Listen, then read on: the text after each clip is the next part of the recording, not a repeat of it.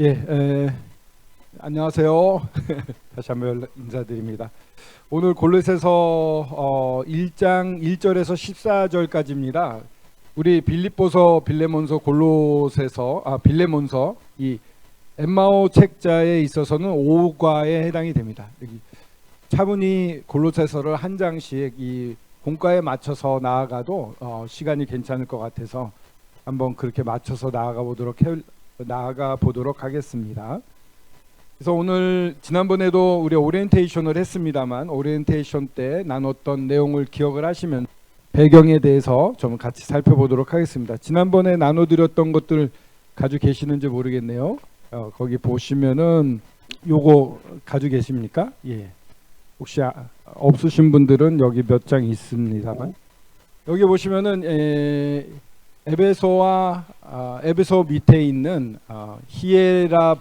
볼리, 라오디게아, 골로새 이렇게 세 군데의 도시들이 있었습니다. 이 도시들 중에 다들 유명한 도시였는데 골로새가 사실은 이 중에선 가장 작은 도시였다라는 것이 지난번 말씀을 드렸는데 오늘 배경에서 보더라도 라오디게아, 볼리, 골로새 이 세 도시 중에는 가장 작은 도시였고 그렇게 중요하지 않은 도시였다라고 볼 수가 있습니다. 그래서 교회도 그렇게 중요하지 않고 오래가지 않아서 사라져버린 그런 골로새 교회이기도 합니다. 에바브라를 통해서 로마 옥중에서 바울이 써서 보냈습니다. 다시 말하면은 이 바울은 한 번도 이 골로새에 가본 적이 없습니다. 다만 이 에베소에서 3년 동안 복음을 전할 때 에바브라가 믿은 것으로 보여지고요.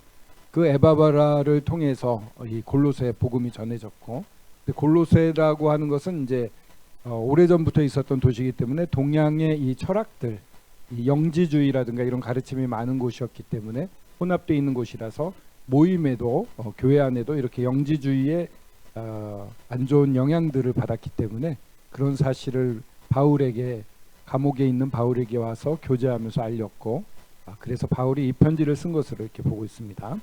영지주의자들은 사도들보다 지식이 우월하다 그렇게 주장을 했습니다. 내 지식이 최고다. 이 신비로운 지식을 모르면 구원을 받지 못한다. 그래서 내 밑으로 들어와야지만 구원도 받고 진정한 복을 누린다고 해서 많은 사람들을 혼란스럽게 하고 이끌어가는 거짓 교사였습니다. 예나 지금이나 돈이나 권력이 모든 것보다 최우선에 있는 것 같습니다. 이렇게 권력을 쟁취하는 거죠. 따르는 사람을 많이 만들고 또 따르는 사람에 의해서 금전적인 것들을 이렇게 착취하면서 영향력을 발휘하는 교만해지는 그런 사람들이 많았습니다. 그러면서 또 이 육신은 물질이 악하다. 영은 순수한데 물질이 악하다 해서 육체가 죄가 있다 이렇게 얘기를 했습니다. 그래서 이 육체를 개선하려고 그러면은 여기 나와 있는 것처럼 뭐 금욕이라든가 자기고행, 자기 부인 이런 것들을 해야 됩니다. 뭐 인도의 힌두교나 이런 데 보더라도 자기고행을 해서 채찍으로 자기 등을 치면서 막 피를 흘리고 그러지 않습니까? 그러니까 이런 영지주의의 영향을 다 받고 있는 것입니다. 뭔가 이 악한 것을 악한 것을 폐해서 영적인 것을 높인다고 하는데 그거는 자기 위안이고 자기 욕심이죠. 그 잘못된 자기 중심성이 강해지는 거기 때문에 올바른 그런 영적 우월에 올라갈 수 있는 건 아닙니다. 그리고 또 이 골로새에는 문제가 되고 있던 것은 도덕 폐기주의라고 해서 은혜 가운데 있으면 아무 짓이라도 해도 된다. 약간 우리의 지금 완전 성화주의와도 비슷합니다. 완전 은혜 가운데 있기 때문에 내가 지금 화내는 것도 내가 화내는 게 아니다. 내 안에 있는 죄가 화내는 거지 난 화내는 거 아니야. 이런 식으로 얘기를 하더라고요. 그래서 이런 약간 지금도 복음만 전하고 교회 진리가 없는 그런 곳에서도 이런 완전 성화주의 같은 모습들이 나타나고 있습니다. 근데 그거는 잘못되죠. 이 구원받은 사람들은 성장해야 되거든요. 여기 보시면은 골로새 교회는 충분하게 성장하고 있는 것을 볼 수가 있습니다. 그래서 이런 도덕 폐기주의나 유대주의 형식이죠. 형식을 따를 때만 구원을 받는다 이렇게 가르치는 거죠. 행위가 따라야 된다는 거죠. 쉽게 말해서 우리 김경재님이 한국에 북부 모임에 오신 게 한 5년, 4년, 5년 이렇게 된 것 같아요. 그 예전에 김경재 자매님은 북부에서 동대문에 있을 때 침례를 받으셨어요. 그런 다음에 뭐 다른 이제 교파 교회를 다니시고 하다가 거기서 이제 행위에 대한 얘기를 많이 들어서 아마 그때 믿음이 정확하지 않으셨는지 행위가 필요하다는 생각에 빠져서 오셔가지고 교제를 하시는데 안 되는 거예요. 또 말씀을 열심히 읽으려고 하시지도 않으니까 너무 어려웠어요. 근데 최근에 들어서 나의 행위가 중요한 게 아니구나. 내가 죄가 많은데 이 죄를 그냥 무시하고 있었더니 안 되는구나. 죄에 대해서 회개를 많이 하시고 그랬더니 성경이 읽혀지시더래요. 그러면서 행위가 아니라 믿음으로 가는 거구나 걸 최근에 깨달으셨답니다. 그래서 명확하게 구원을 받으셨는데 이 행위를 중심으로 해서 어떠한 형식을 통해서 구원받을 수 있다고 가르치는 게 유대주의가 됩니다. 그런 것들이 범람에 있어서 굉장히 혼란스러운 상태였습니다. 그리고 이제 마지막으로 에베소서와 골로새서는 150여 구절 중에 한 50구절 정도가 동일하다고 합니다. 3분의 1 정도가 같은 내용이 적혀져 있다고 볼 수가 있는데 근데 에베소서는 그리스도 안에 있는 성도, 즉 이 몸을 나타냅니다. 나중에 주님과 함께 하늘에 앉을 이 몸에 대해서 얘기를 하고 있다고 한다면 골로새서는 우리 성도 안에 거하시는 그리스도, 곧 영광의 소망이라고 하는 그리스도는 우리의 머리다라는 것입니다. 머리로 말미암아 우리가 어떻게 살아야 되느냐에 대해서 나타나 있는 게 골로새서입니다. 그 차이가 있고요. 이제 성경을 피셔서 이 엠마오 교제를 바탕으로 교제를 하겠습니다.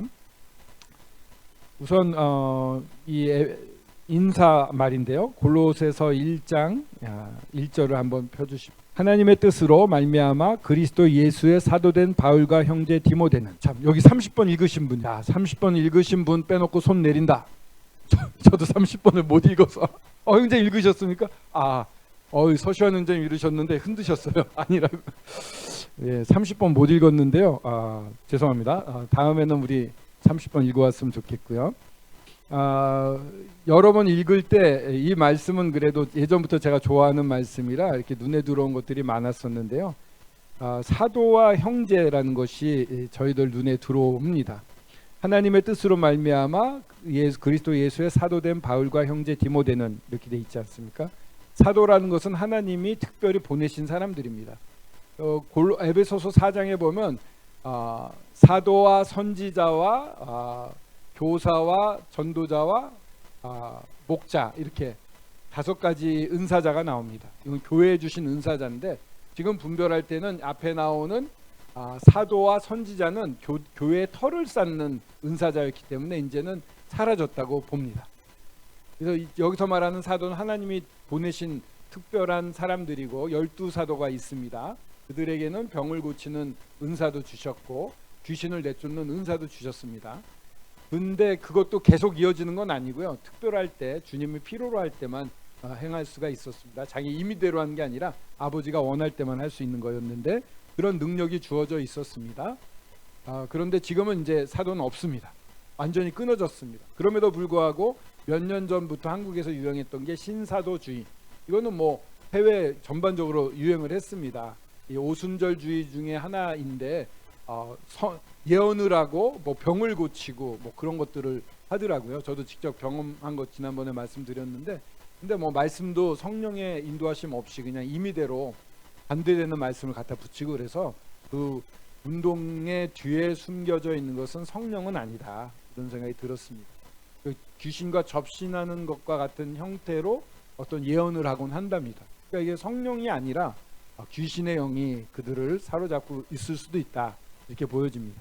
제가 만났던 분들은 구원받은 사람으로는 보이지가 않았어요. 행위나 이런 것들이. 그런 것처럼 신사도주의를 주장하는 것도 잘못된 겁니다. 주변에서 신사도주의와 관련된 걸 듣고 계시다, 이적이나 뭐 아니면은 예언이나 이런 것들, 치유 이런 것들에 빠져 있는 분들이 있다면 경고하십시오. 그건 아주 위험합니다. 많이 흘러갑니다. 일반 교파들이 순복음 교회를 받아들인 이유 중에 하나가 확장되는 거, 인원을 늘리는 굉장히 유리했거든요. 그런 이제 신문사도 가지게 돼가지고 받아들인 다음에 많은 교회들이 그런 오순절 계통으로 흘렀고 신사도주의도 아주 건강하다고 하는 독립교회에서 시작이 됐었거든요. 거기서도 창궐을 했거든요. 그렇기 때문에 잘못된 가르침 때문에 거짓 교사가 들어와서 나의 양떼를 돌보지 않는 시대가 이미 시작됐습니다. 여기서 말하는 사도는 하나님이 보내신 사람, 하나님이 세웠다는 뜻입니다. 바울은 하나님의 뜻으로 된 것이고 사람이나 사람에 의해서 된 게 아닙니다. 스스로 된 것도 아니고요. 부르심에 대한 거고 형제란 말이 나오는데 그러나 디모데와 바울은 우리는 형제 관계입니다 라고 하는 그런 아주 밀접한 가족 개념이 있습니다. 저희들이 뭐 장로님, 뭐 목사님 뭐 이렇게 안 부르잖아요. 뭐 집사님 안 부르고 형제 자매라고 부르는 것은 그만큼 우리 한 가족이라고 생각하기 때문이죠. 그런 주님의 가족이기 때문에 그게 자연스러운 것입니다. 바울은 디모데를 그렇게 형제라고 부르고 있었고 둘은 형제 관계였습니다. 그만큼 친근하고 가까운 관계였다 이렇게 볼 수가 있고요.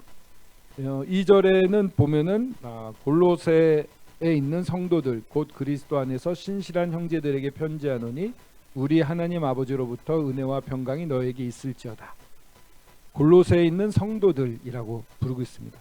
성도라고 하면은요 거룩한 주님을 따르기 위해 구별된 자들, 거룩하게 섬기기 위해 구별된 자들이라는 뜻입니다. 거룩할 성자에 물이 도자 그렇게 되죠. 저희들 모두 성도입니다. 그러면서도 그리스도 안에서 신실한 형제라고 부르고 있습니다. 진실한 형제. 그러면서 이 그리스도 안이라고 말하고 있습니다. 그리스도 안이라는 게 엄청나게 안정되고 기쁜 말인 것 같습니다. 저희들이 거듭난 거는 이 그리스도를 통해서입니다. 아까 문에 대해서 사도 요한복음 10장에 말씀하십니다.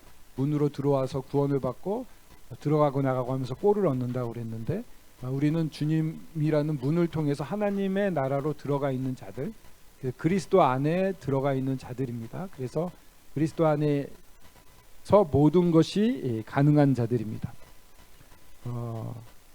그리스도 안이라는 것이 아주 중요하다는 사실을 기억하게 됩니다. 그리스도 안에서 우리가 이 신실한 형제가 되었다. 그들에게 편지를 한다고 되어 있고요. 우리 아버지 하나님으로부터 은혜와 평강이 너에게 있을지어다. 예전에 박형제님이 하나님을 부를 때 아버지 하나님이라고 부르면 좋겠다고 말씀하신 적이 있습니다.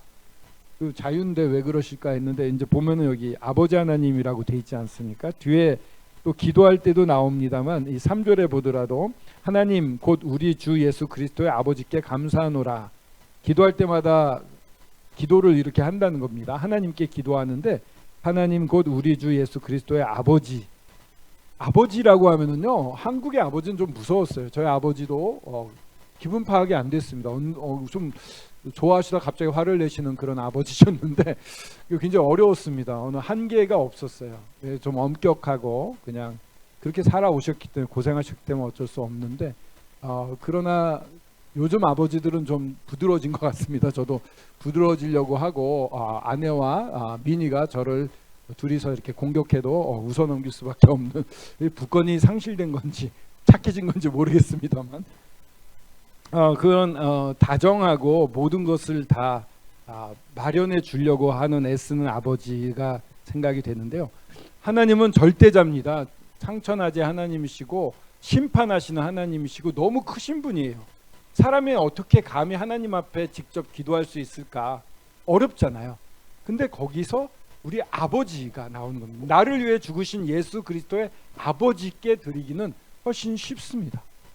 우리 아버지께 나아갈 수가 있습니다. 그래서 하나님 곧 우리 아버지라고 말씀하셨고 그래서 우리 아버지 하나님이라고 우리 바울 형제님도 부르고 계셔서 더 친근하게 우리 하나님을 부를 때 아버지 하나님이라고 부르면 더 이런 서먹서먹한 거 물론 없으시겠습니다만 더 가깝게 주님 앞에 나아가는데 도움이 되지 않을까 싶습니다.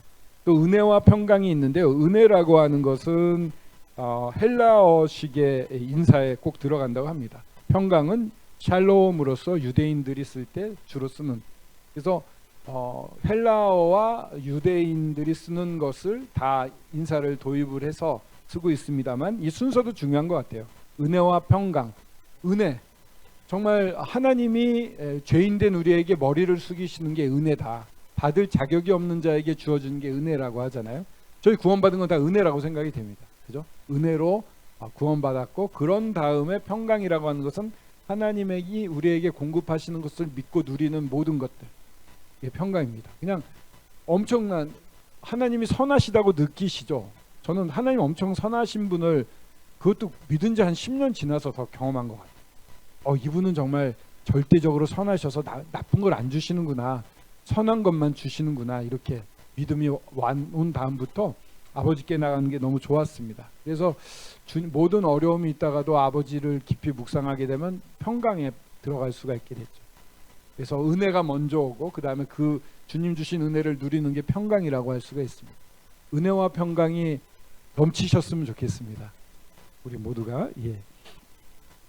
은혜와 평강으로 인사를 하는 이 1, 2절은 이제 인사가 되겠고요. 3절부터 8절까지는 감사에 대한 내용이 나옵니다. 인사한 다음에 바로 감사하고 중보기도하고 예배로 이어집니다.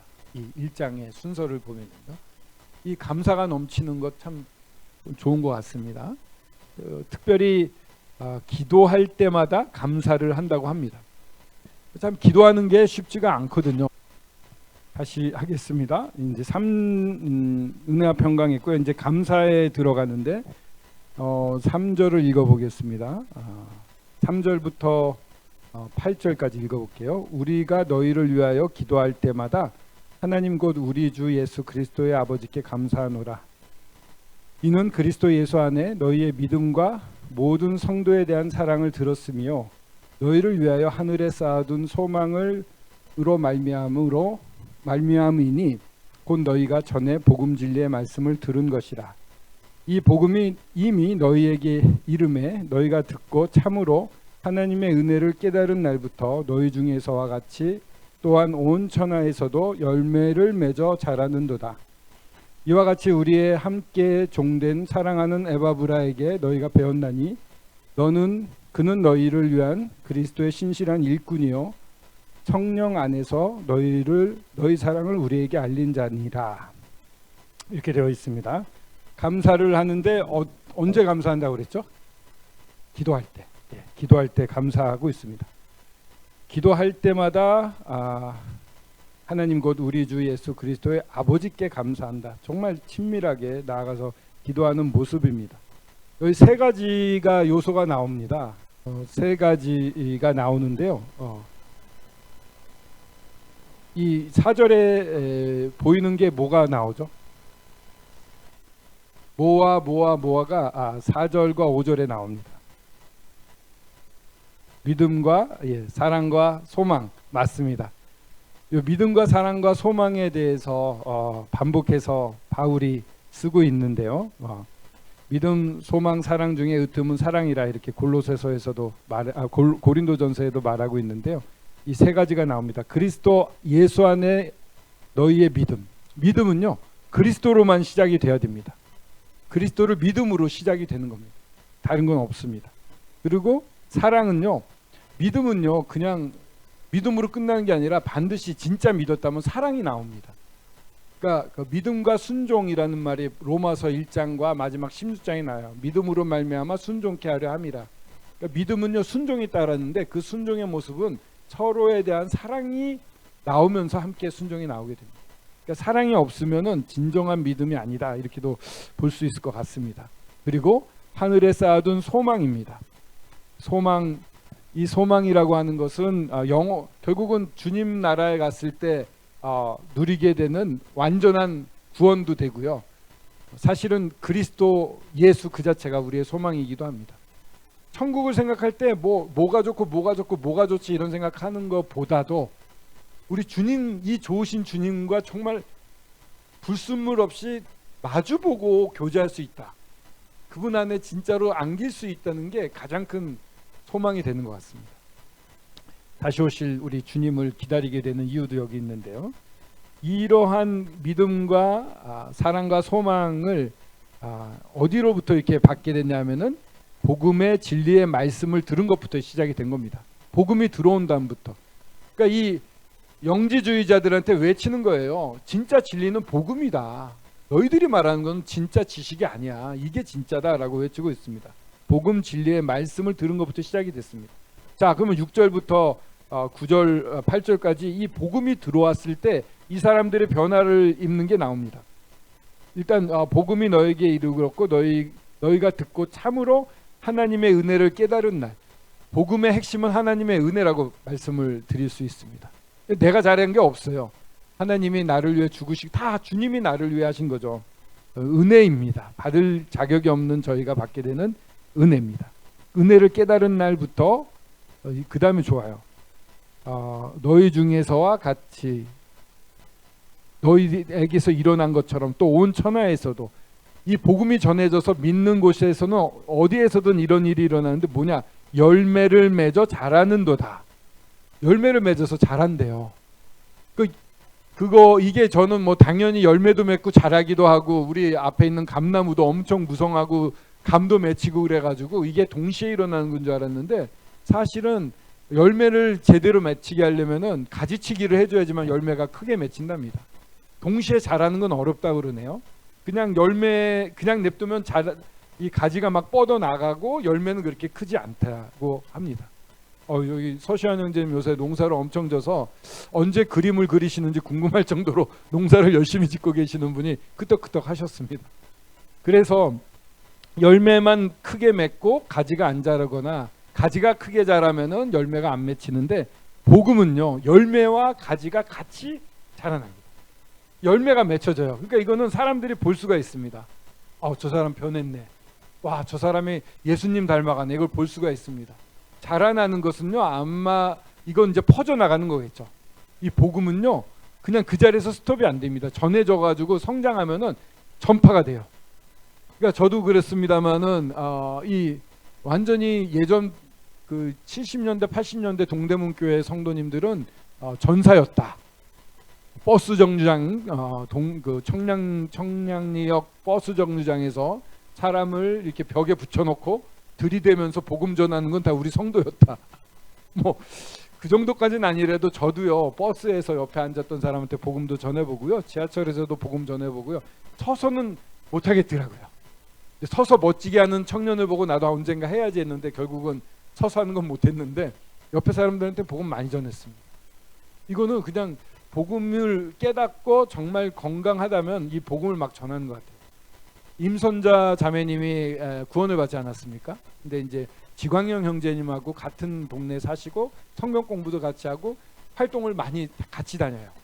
그러다 보니까 이 자매님이 완전 전도자가 돼버렸어요. 그래서 이 마스터 플러스 병원에도 매주 화요일마다 나오십니다. 나와서 누구를 그렇게 돌보냐면 윤을로님을 살핍니다.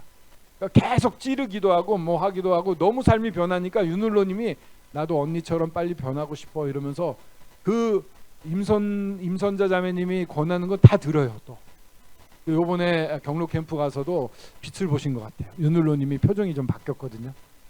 그런 일들이 일어납니다. 그래서 우리 언니가 임선자 자매님이 침례 받으니까 나도 침례 받아야 되는 거 아니야? 막 이런 생각까지 하면서 그 구원받은 지 얼마 안 되는 분을 통해서 하나님의 복음이 너무 명확하게 전파되고 열매가 맺혀가지고 변화되는 걸 보니까 주변에 있는 그 윤을로님이 완전 빠져들었어요. 이게 복음의 능력인 것 같습니다. 그러니까 이런 분들 사이에서 우리가 계속 성도들이 전부 이렇게 우리가 막 뜨겁게 전도하는 사람들이라고 한다면 거듭난 사람들이 봤을 때 그리스도인들은 다 이렇게 뜨겁게 전도하나 봐 해서 자연스럽게 뜨겁게 전도하게 될 겁니다. 근데 우리가 냉랭하니 있으면 구원받은 사람들이 냉랭해도 되나 보다 이렇게 될 것 같아요. 그래서 저희들의 이 구원 복음을 미리 받은 선배들의 이러한 자세도 굉장히 중요한 것 같고요. 이렇게 복음을 듣는 곳에서 복음이 이렇게 은혜 가운데 깨닫게 되면 열매를 맺어 전파되는 게 당연하다. 이와 같이 7절에 보면요, 우리와 함께 종된 사랑하는 에바브라에게 너희가 배웠나니, 이렇게 막 뜨거운 복음, 열매 맺고 자라나는 복음을 에바브라에게 배웠다고 말하고 있습니다. 이 에바브라를 여기서 세 가지로 칭찬을 해요. 우리와 함께 종됐다. 이거 쉬운 말 아니거든요. 종은요 자기 필요 안 하고 주인이 원하는 것만 합니다. 하나님이 원하는 거 목숨 걸고 하는 사람, 이런 종이라는 호칭을 받았고요. 사랑하는 자라는 표현도 받고 있습니다. 그리고 신실한 일꾼이라고 합니다. 이 칭호는요, 꼭 뭐 앞서서 일하는 분뿐 아니라 우리 모두가 주님으로부터 받을 수 있다고 생각이 되거든요. 드러나지 않더라도 이렇게 사는 분들이 많이 계십니다. 그래서 이렇게 종이 되었다. 내가 과연 종이 되었는가? 사랑하는 에바브라, 내가 성도와 주님께 사랑받고 있는가? 신실한 일꾼, 그리스도의 신실한 일꾼, 정말 주님이 원하시는 일을 발벗고 하고 있는가? 우선적으로 하고 있는가? 스스로 한번 이렇게 돌아봐봐도 좋을 것 같습니다. 그러면서 이제 8절에 성령 안에서 너희 사랑을 우리에게 알린 자로다, 이렇게 말하고 있습니다. 아버지 얘기 나오고 그리스도 나오고 성령 나오고, 이렇게 삼위일체 하나님에 대해서 번갈아 가면서 잘 나타나고 있는데, 이렇게 저희들의 어떠한 뒤에는 하나님의 사랑이 함께 있고, 물론 성령께서 저희들을 이끄시고 계시다, 이런 것들을 또한 여기서 볼 수가 있습니다. 그 다음 9절부터 12절까지는 중보기도가 나옵니다. 중보기도도요, 우리 교과서에도 나와 있습니다만, 바울은 기도할 때 아끼지 않고 최고의 베품으로 정말 최고가 되기를 원하는 마음으로 기도를 하고 있고요. 그런 기도는 들어주시는 것 같습니다. 최근에 제가 3가지의 어려운 일이 닥쳐가지고 기도하다가 시편 125편인가요? 그 말씀을 통해서 시온이 흔들리지 않는 것처럼 하나님이 붙잡으시면 흔들리지 않고, 또 예루살렘을 두름같이 하나님이 이 자기 백성을 두르신다는 말씀을 붙잡고, 이게 주님이 의지하는 자에게는 이렇게 해주시는구나. 1절이 그거였습니다. 의지하는 자는 예루살렘이 시온산이 흔들리지 않는 것처럼 흔들리지 않는다, 이렇게 말씀을 주셔서 붙잡고 기도를 했습니다. 그래서 2가지 일은 잘 끝났어요. 또 어떤 외부 모임의 부부에 대한 문제였는데, 거기는 주님이 놀랍게 역사를 하셨습니다. 그래서 지금 아주 좋은 상태가 됐고요. 또 하나는 경로 캠프였습니다. 이게 잘 끝날 수 있을지 굉장히 걱정이 됐는데, 이것도 정말 훌륭하게 생각했던 것 이상으로 마지막 때요, 간증 시간에 막 어느 모치님이 나오셔서 간증을 안 하시고 울기만 하셨어요. 그죠? 막 우시고 간증은 별로 못 하시고, 그랬더니 그 남편 되신 분은 먼저 믿었는데, 남편 되신 분이 나도 간증하겠다 나가시더니 만세! 하나님 만세! 또 막 우셨어요. 그래가지고 뭐 우시는 분이 많았습니다. 그래서 굉장히 은혜로웠는데, 여느 때보다 은혜로운 경로 캠프로서 끝날 수가 있었습니다. 그러니까 그런 생각을 했습니다. 가기 전에 이거는 누가 사람의 능력으로 되는 게 아니다.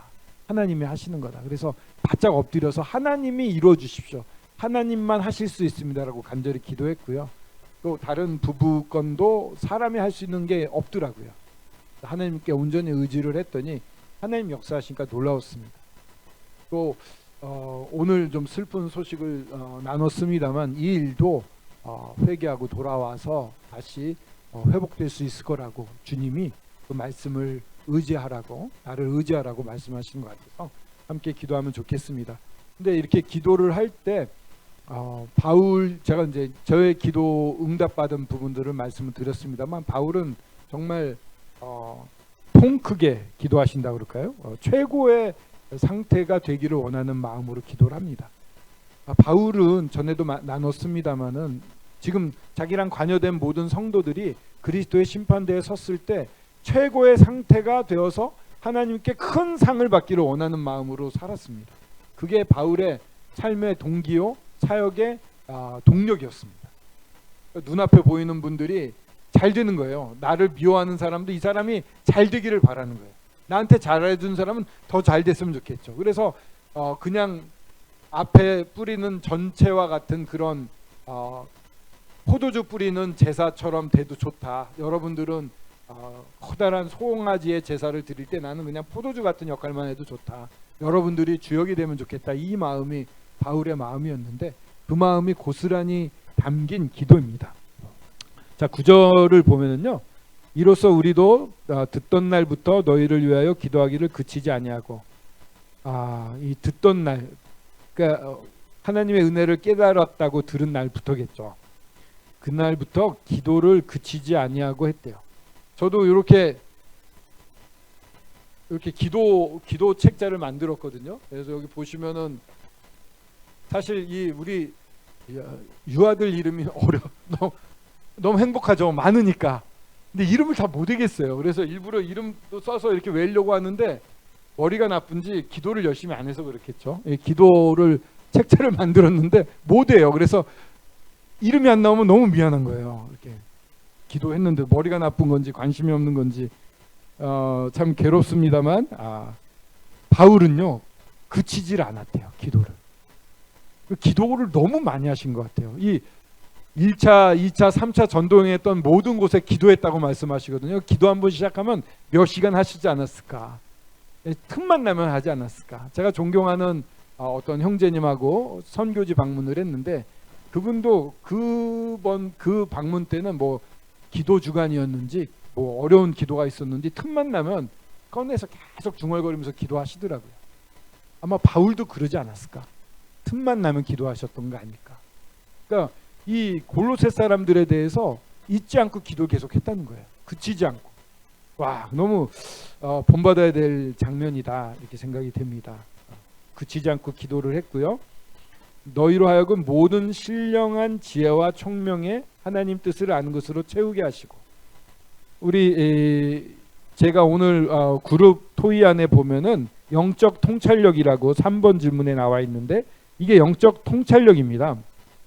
모든 신령한 지혜와 총명, 모든 신령한 지혜, 지식을 잘 활용해서 문제 해결할 수 있는 게 지혜지 않습니까? 하나님 말씀을 그냥 알고 있는 게 아니라 그거를 진짜 상황에서 적용할 수 있는 거예요.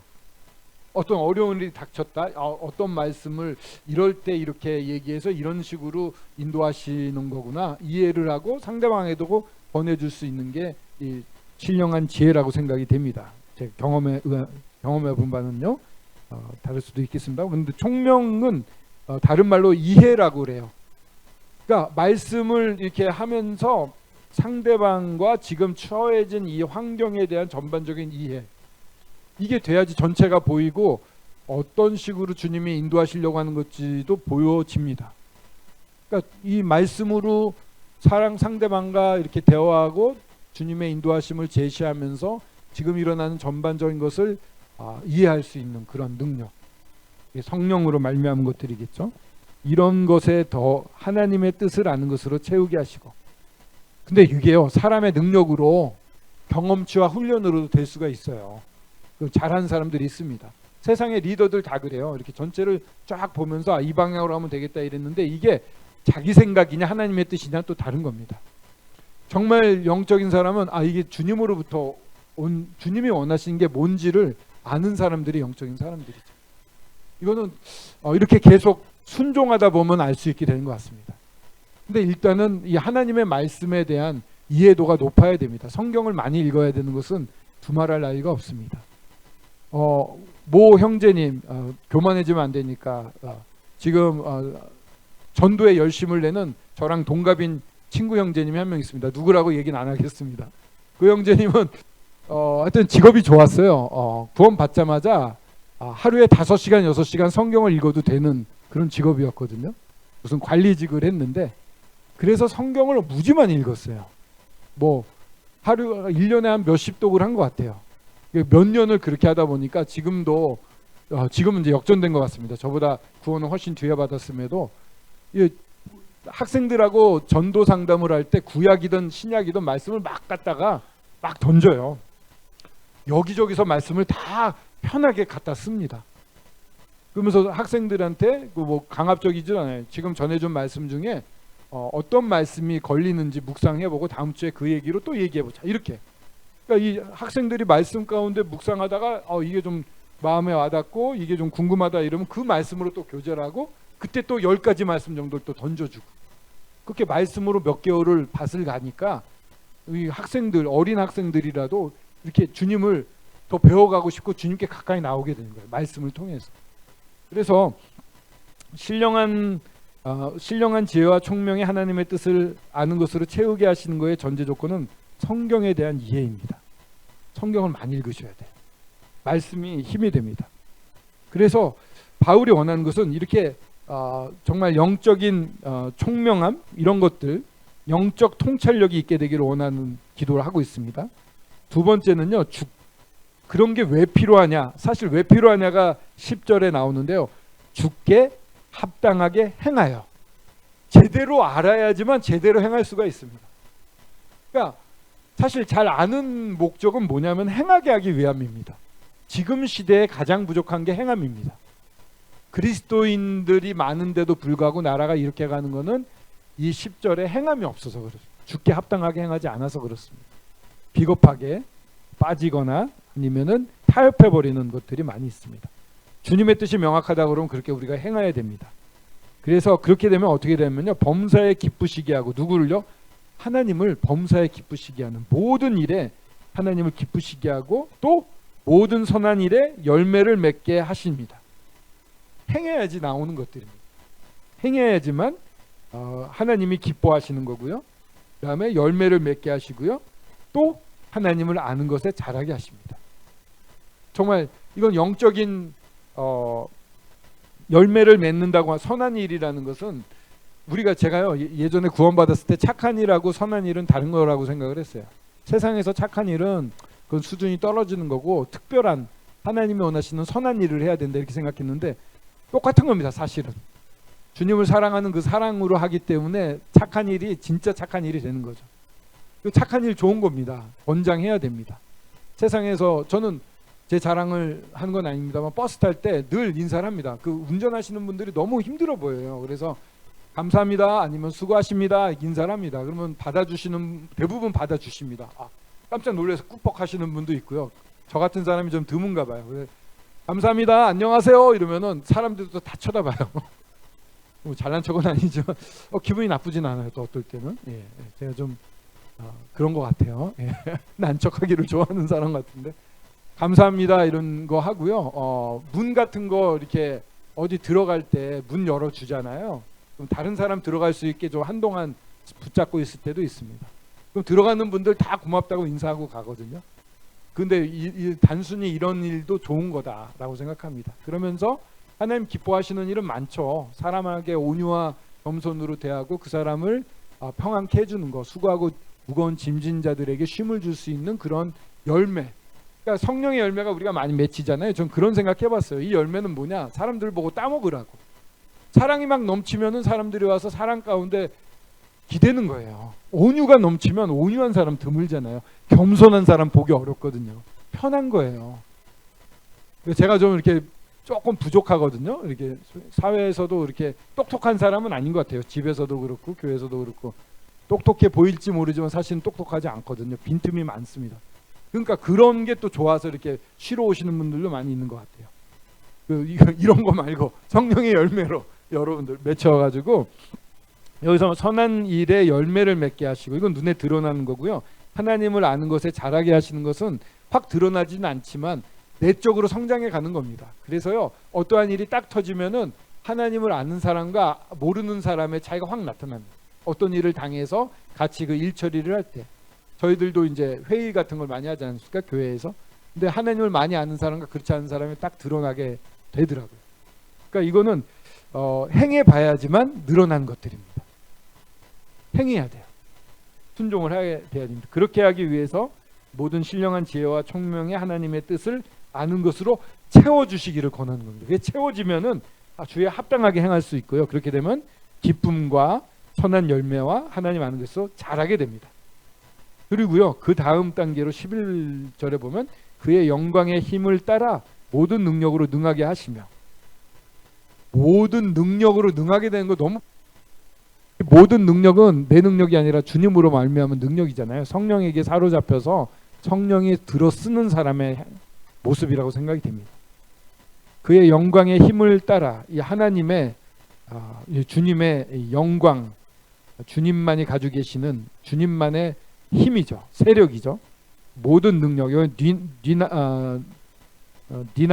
디나미스라고 해서 다이너마이트의 원어, 폭발적인 힘 이런 건데, 모든 능력으로 능하게 해주신다고 하십니다. 이게 저희들이 바라봐야 될, 추구해야 될 것이라고 생각합니다. 그냥 가만히 있으면요 이 능력이 나오진 않습니다. 추구해야 됩니다. 주님 도와주십시오.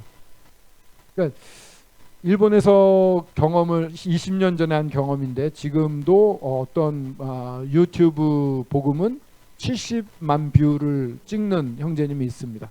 보통 3만 뷰에서 5만 뷰는 찍고요. 복음을 전하면 일본에 있는 그리스도인들은 다 보는 것 같아요. 제가 볼 때는. 아니 뭐 저기 카톨릭 신자들도 많이 보고 정치인들도 많이 본대요. 근데 그 형제님이 20년 전에 기도를 같이 했어요. 그 주 금토일에 특별 집회가 그 형제님이 강사로 있는데 특별 집회를 위한 기도회를 했어요. 그 형제님도 같이 기도를 하더라고요. 저랑 같이 3명, 4명이 그룹이 됐는데 주여 저는 아무것도 못합니다. 주님의 능력이 아니면 저는 할 수 있는 게 없습니다. 주님이 하셔야 됩니다. 주님 도와주십시오 이러면서요 땅바닥에 꺼지는 기도를 해요. 진짜 그냥 막 땅바닥에 쫙 달라붙어 있는 듯한 그 정말 자기 아무 능력 없다. 주님 도와주시면 안 된다. 그런 기도를 구구절절 애절하게 하더라고요. 간절하게. 그 형제님의 능력은 거기서 나오는 것 같아요. 그 말씀을 전할 때 막 예화도 너무 좋아요. 그냥 막 듣고 있으면 시간 가는 줄 모르거든요. 근데 그 형제님의 어려움은 좋은 예화를 얼마나 자르느냐. 잘라서 핵심적인 것만 전할. 그만큼 소재도 많이 주시고 주제도 좋고 그렇습니다만 그러한 형제님의 능력은 일단 볼 때 그 형제님 뛰어난 것처럼 보이지만 그렇지 않은 거예요. 그냥 바짝 엎지를 때 그때 여기 말하는 그의 영광의 힘을 따라 모든 능력으로 능하게 하시는 게 일어나는 것입니다. 이 낮아짐 정말 중요한데요. 그 능력 힘을 따라 모든 능력으로 능하게 되기를 원하는 그 앞에 엎드리는 것이 필요합니다. 그렇게 되면 어떻게 되냐면요 힘이 생겨요. 어떤 힘이 생기냐, 그리스도인들에게 주어진 기적이 무엇이냐, 본과에도 나와 있습니다만 기적은 병을 고치거나 사람의 귀신을 내쫓거나 이런 기적이 아니라고 말하고 있어요. 진정한 기적은 여기 나온 것처럼 모든 견딤과 오래 참음에 이르게 하는 것. 정말 어려운데 주님 안에서 그걸 견뎌내는 것이 사실은 이 시대에 볼 수 없는 일들입니다. 그게 기적이라고 말하고 있어요. 힘든 거지만 주님 앞에 엎드리고 있어서 그 일을 견뎌냈을 때 이거 할 수 있는 사람은 없습니다. 세상 사람 아무도 못해요. 오직 그리스도인만 할 수 있습니다. 그것도 주님께 사로잡힌 사람들만 할 수가 있습니다. 그래서 예, 감사합니다. 아멘입니다. 정말 아멘. 기쁨으로, 그것도요 그냥 억지로가 아니라 기쁨까지 주신다고 그럽니다. 기쁨으로. 고린도전서 10장 13절에 보면은 벗어날 길을 주신다는 말씀이 있어요. 고린도전서 10장 11절 제가 좀 찾아서, 우리가 많이 쓰는 말씀인데요. 이게요 조금 뜻이 오해돼 있어요. 10장 16절에 보시면 잠깐만요. 고린도전서 10장 13절, 여기 보면 사람이 감당할 시험 밖에는 너희가 당한 것이 없나니 오직 하나님은 미쁘사 너희가 감당하지 못할 시험 당함을 허락하지 아니하시고 시험 당할 즈음에 또한 피할 길을 내사 너희로 능히 감당하게 하시니라. 이 말씀은 어떤 어려움이 와서 정말 힘들었는데 주님이 그 어려움을 끝내주시는 피할 길을 주신다, 이렇게 우리가 보통 생각하잖아요. 근데 여기서는 그런 어려움을 이겨낼 힘을 주신다는 얘기예요. 피할 길을 줘서 이렇게 벗어났어가 아니라 그 난관을 이겨낼 수 있다는 말씀입니다. 그런 힘이 주님으로부터 주시는 힘입니다. 아까 말씀드린 대로 모든 능력으로 능하게 해주시는 결과가 뭐냐면 기쁨으로 모든 견딘과 오래 참음에 이르게 하는 것입니다. 인내와 오래 참음의 차이는 우리 공과를 보면 인내라고 하는 것은 인내, 이 오래 참 앞에 나오는 견딤이라고 하는 것은 부당한 것을 견디는 거라고 이렇게 기다리는 거죠. 그러면 오래 참음은 복수할 수 있는데 안 하는 거, 보복할 수 있는데 안 하는 거. 사람이요 은근히 어느 사회이든 가정이든 뭐 교회에서도 그럴 수 있겠습니다만 힘이 생기면은 보복을 합니다. 옛날에 진돗개를 조그만 거를 아버지가 어디서 얻어왔어요.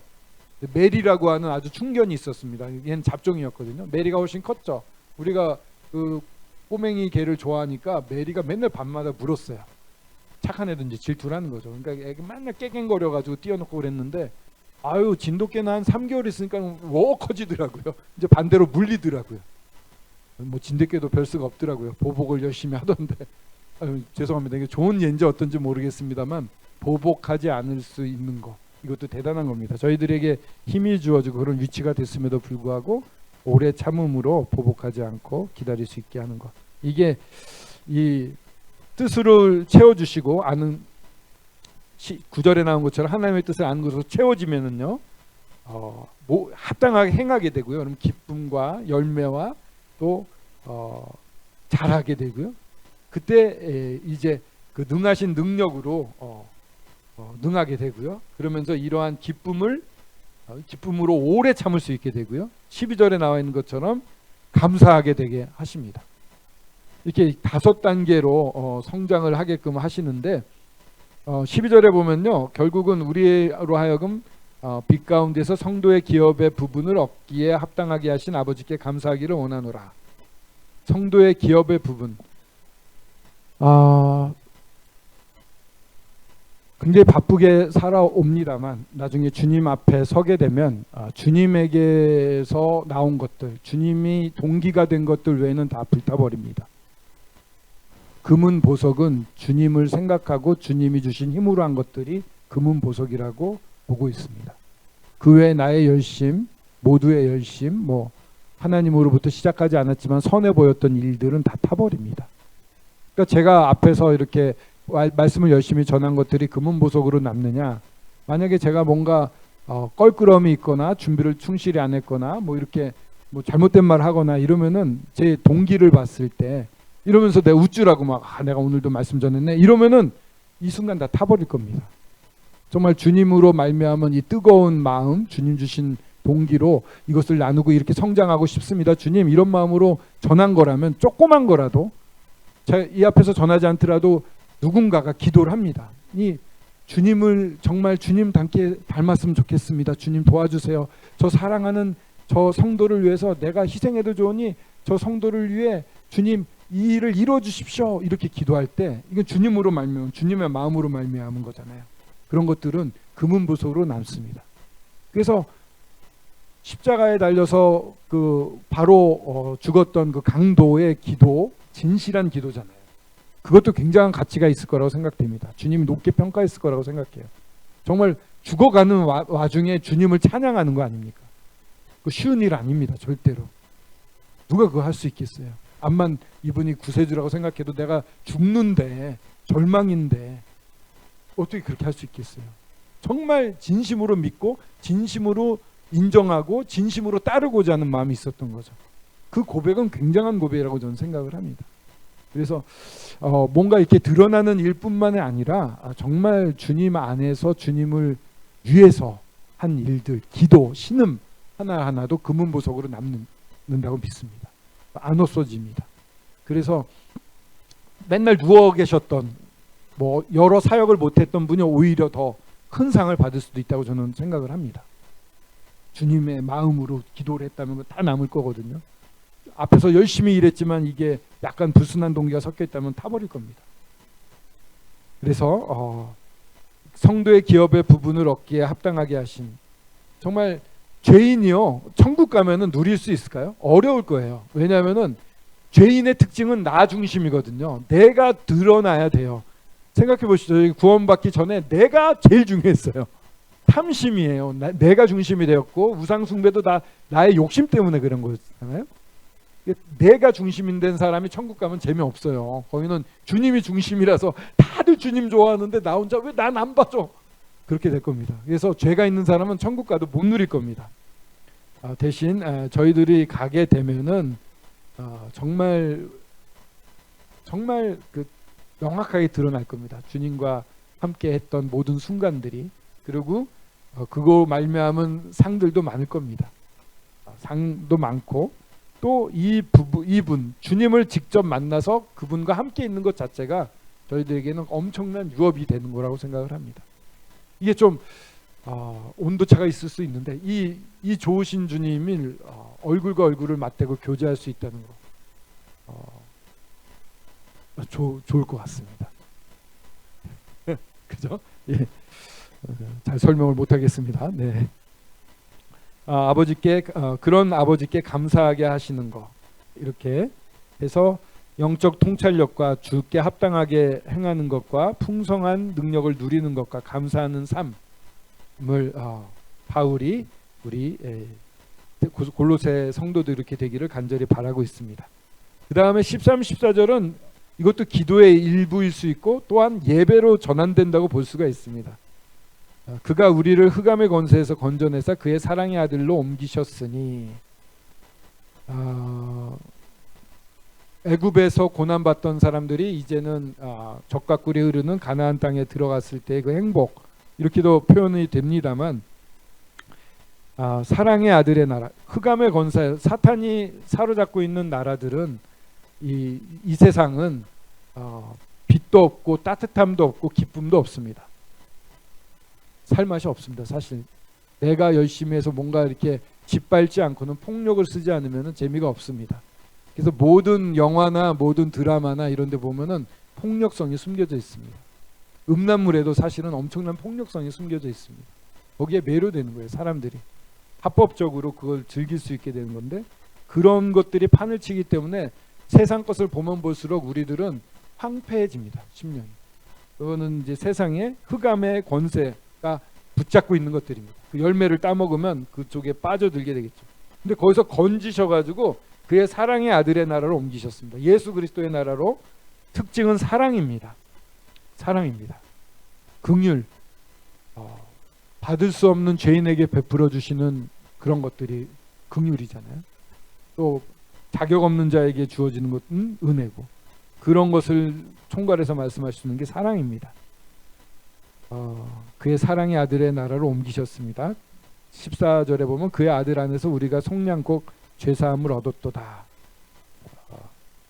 사랑 그 아들 안에서만 속량을 이렇게 지불하고 사는 겁니다. 예수 그리스도의 피로 갚을 치를 만큼 저희들의 가치를 높게 본 것입니다. 그렇기 때문에 자기 피로 샀고요. 산 것으로 끝난 게 아니라 죄사함까지 이루어 주셨습니다. 다 갚았기 때문에 더 이상 갚을 게 없고 화목케 해주셨습니다. 그래서 이 놀라우신 주님을 저희들이 찬양하지 않을 수가 없습니다. 12절까지는 중보기도라고 했다면 13절부터는 20절까지는 예배라는 것은 사실 우리가 어떻게 해서 어떻게 해주세요가 아니라 우리한테 잘해줘서 고맙습니다가 아니라 그분 자체가 놀랍습니다를 외치는 게 높이는 게 예배잖아요. 진정한 의미의 예배인데 우리가 20절까지 쭉 보시면 주님의 어떠하심 그분의 사역과 성품에 대한 것을 높이고 있습니다. 이 부분은 다음 주에 하도록 하겠습니다.